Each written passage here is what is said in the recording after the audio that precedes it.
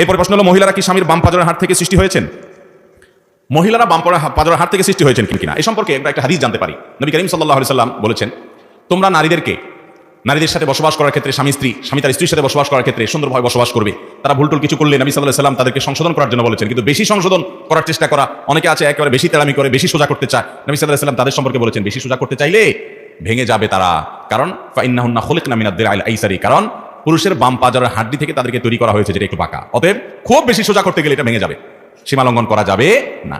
আল্লাহ বলেছেন, ওয়াশিরুহুন্না বিল মারুফ, তোমরা নারীদের সাথে স্ত্রীদের সাথে বসবাস করবে সুন্দরভাবে, ভুল হলে সংশোধন করবে, কিন্তু বেশি তেড়ামি গোড়ামি করতে যাবে না, বেশি টাইট দিতে যাবে না।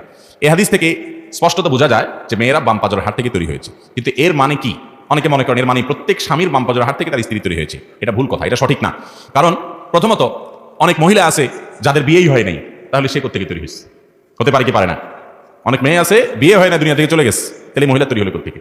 তাহলে বাম পাজরের হাত থেকে তৈরি হওয়ার কথা হাদিসে কোত্থেকে আসলো? এটার উত্তর হলো, আল্লাহ তাআলা প্রথম মানুষ তৈরি করেছেন আদম আলাইহিস সালামকে। তাকে কোত্থেকে তৈরি করেছেন? মাটি থেকে তৈরি করেছেন। মাটি থেকে তৈরি করার পর আদম আলাইহিস সালামের বাম পাজরের হাত থেকে মা হাওয়াকে তৈরি করেছেন। তাহলে প্রথম নারী যিনি, তিনি তার স্বামীর বাম পাজরের হাত থেকে তৈরি হয়েছেন। পৃথিবীর এরপরে সব মহিলারা স্বামীর বাম পাজরের হাত থেকে তৈরি হয়েছে, ব্যাপারটা এরকম না। বিদায় ভুল ধারণা আমাদের ভাঙতে হবে।